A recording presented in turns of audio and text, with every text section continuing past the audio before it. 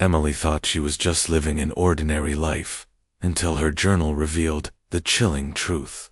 Daniel, the man she trusted, would become her stalker, her killer, and the final suspect in a case she solved herself. This is the story of how Emily uncovered her own murder before it even happened. Emily's story began quietly, the kind of disappearance that didn't make immediate headlines but unsettled everyone who knew her. On a chilly Thursday evening, she clocked out of work just past 9 p.m. She was known to be reliable, the sort of person who always followed the same routine. That night she walked through the nearly empty parking lot, carrying the same worn leather bag she took everywhere, her keys in hand. She was supposed to drive home, maybe stop for gas, and then call her sister, something she did most evenings. But that call never came. The next morning, her coworkers noticed her car still parked neatly in the corner of the lot. The driver's door was locked, her jacket was folded on the passenger seat, and her phone was missing. At first, people thought she might have gone to stay with a friend. Maybe she needed space. Maybe she was overwhelmed by work. Maybe it was nothing. But her family pushed back immediately. Emily wasn't the type to vanish. She was close to her parents and fiercely protective of her younger brother. She was the one who always answered messages, always showed up when she promised. When police were alerted, the search began small. They canvassed the area, checked nearby security cameras, and retraced her last known steps.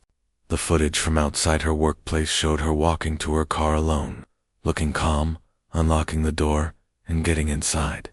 There was no visible struggle, no suspicious figure rushing up behind her. It was as though she had driven off into the night without leaving a trace. And here's where I want you, the viewer, to pause for a moment. What do you think happened between the time Emily left work and the moment her car was found untouched? Was someone waiting for her? Or could she have left willingly, unaware of the danger that followed? Share your thoughts in the comments. Sid helps us piece this story together as if we're investigating it side by side. For the first few days, the case felt frustratingly empty. Flyers went up around town, search parties formed in nearby woods, and police dogs combed through fields. Every lead dried up. Then came the first clue: a phone discovered in a roadside ditch, nearly 10 miles from her office. It was cracked, covered in dirt, and completely drained of battery. Investigators confirmed it belonged to Emily. The location didn't make sense. It wasn't on her route home, and she had no reason to be in that area. The discarded phone shifted the tone of the case from maybe she's missing to something is terribly wrong. The discovery left her family shaken. For them, it was proof she hadn't left voluntarily. Her mother described Emily as someone who was cautious, someone who never let her phone out of reach. The fact that it had been tossed aside in such a careless way pointed to a struggle, maybe even a desperate attempt to leave behind a trail. Still, there wasn't enough to build a full picture. No one had seen her that night. No unusual sounds were reported. No witness came forward with anything solid. The case teetered on the edge of becoming one of those tragic mysteries that fade without answers. But what made Emily's story different was something investigators hadn't discovered, yet something she had left behind that would eventually break the case wide open. Now think about this. If you were in Emily's place and sensed someone following you, would you tell someone right away? Would you keep it to yourself and hope it passed? These are the questions investigators later asked themselves when they began uncovering pieces of Emily's life in the weeks leading up to her disappearance. And if you're still watching, this is the kind of story that proves truth is stranger than fiction. So make sure you hit that like button to keep this case visible to more viewers. In the early days of the search, the town began whispering its own theories. Some believed she had been taken by a stranger passing through, someone with no connection to her life. Others thought it was someone she knew, someone close enough to anticipate her movements. Those whispers carried weight because, statistically, disappearances like Emily's are rarely random. They're personal. and that thought alone kept her family awake at night. The unanswered questions piled up. If she had been attacked in the parking lot, why wasn't there any evidence left behind? If she had willingly gotten into someone's car, who was it and why? Most haunting of all was the realization that the answers might not come from police work alone. They would come from Emily herself, through the subtle, deliberate steps she had taken long before she went missing. By the end of the first week, everyone felt it. This wasn't just a disappearance. It was the beginning of something much darker. Emily hadn't just vanished. She had been erased, piece by piece, by someone who thought they could cover every track. But as we'll soon discover, they underestimated her in the worst possible way. 2 weeks passed before the case shifted from silence to shock. Emily's family had been holding on to fading hope, clinging to the idea that maybe she was alive somewhere. Maybe she'd walk through the front door with an explanation no one could have imagined. Then, on a rainy afternoon, a small cardboard package arrived at her parents' house. There was no return address, no name, only their address scrawled across the front in black marker. Inside was something that made the entire investigation take a new direction. Emily's notebook.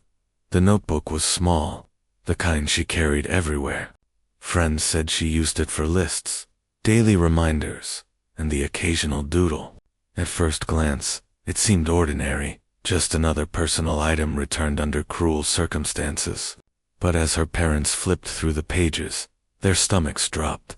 The entries from the last few weeks before she vanished were nothing like her usual writing. They weren't casual notes about errands or recipes. They were warnings, desperate and methodical. Almost like a diary written for an audience she knew would come later, in her precise handwriting. Emily described a growing fear. She had noticed a car parked outside her apartment on multiple nights. At first she thought it was a coincidence, but when the same vehicle appeared near her workplace, she knew it wasn't random. She wrote that someone was following her, someone who wanted her to notice but not say anything. The words painted a picture of a life slowly unraveling under the weight of constant surveillance. She wasn't just paranoid, she was being hunted. And here's a question for you. If you ever felt someone was following you, how far would you go to protect yourself? Would you tell your friends, go to the police, or start writing everything down the way Emily did? Comment below, because this is the moment in her story where every choice mattered. The most disturbing entries were at the very end. Emily wrote that if anything ever happened to her, the person responsible would not be a stranger.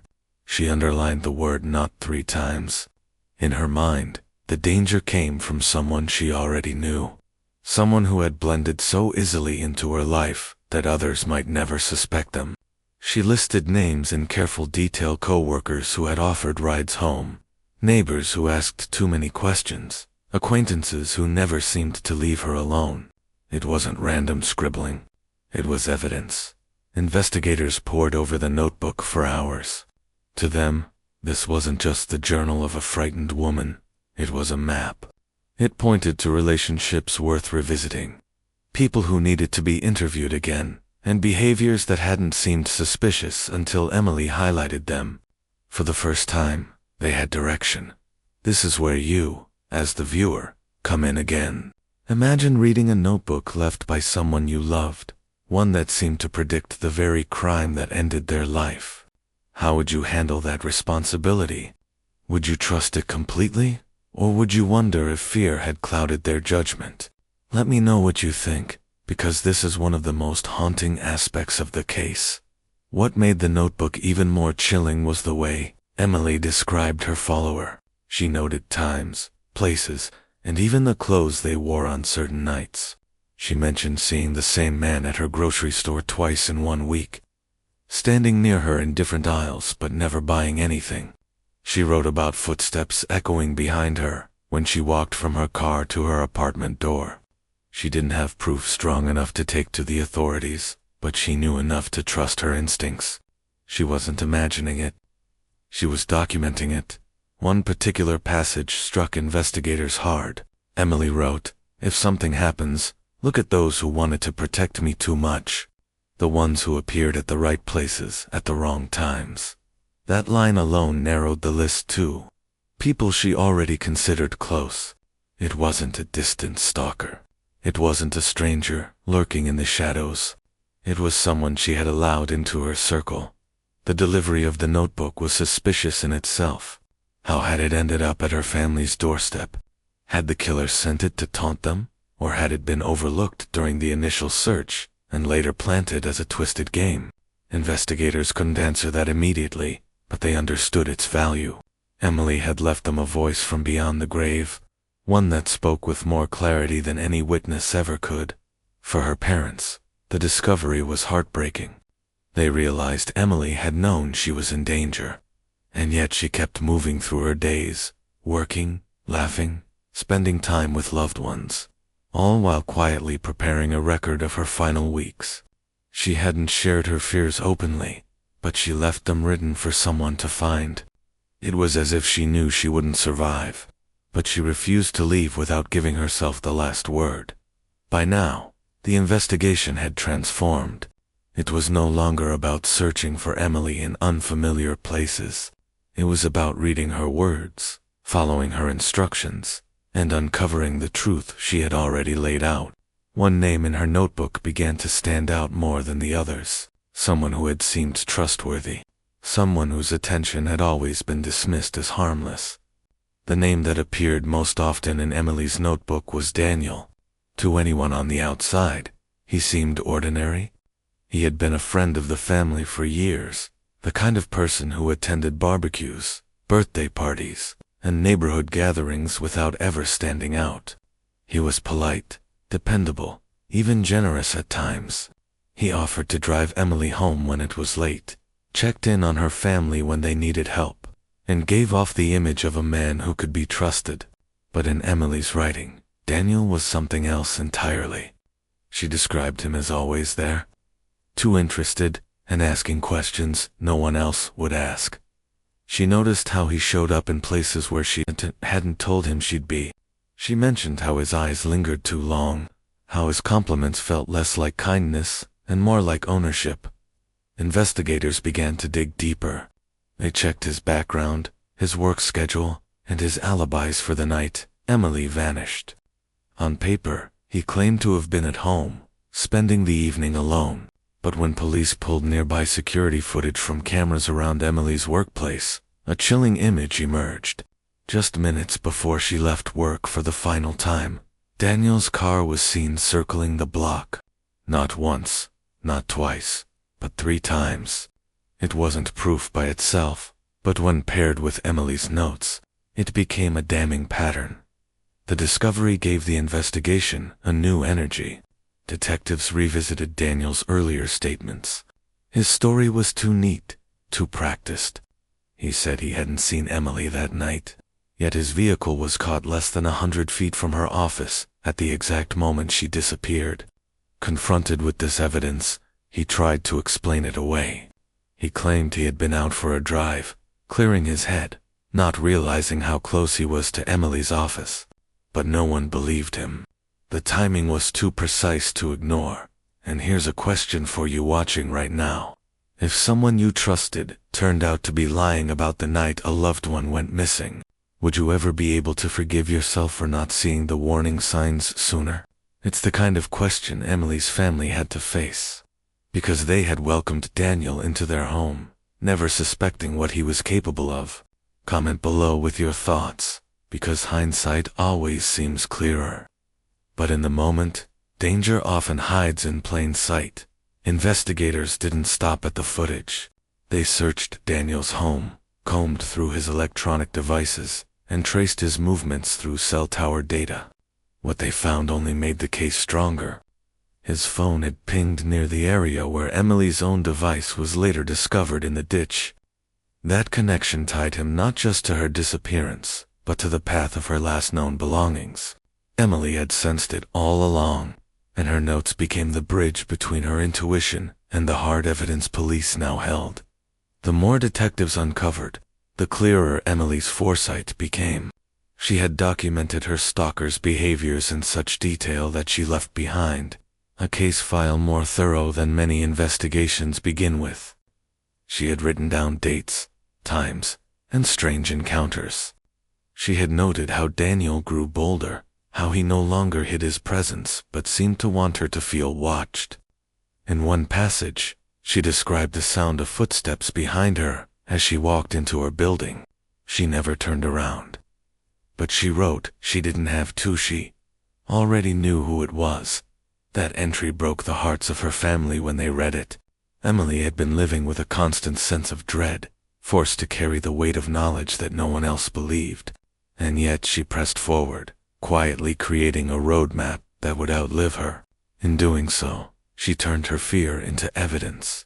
For investigators, the pieces were coming together in a way that felt undeniable.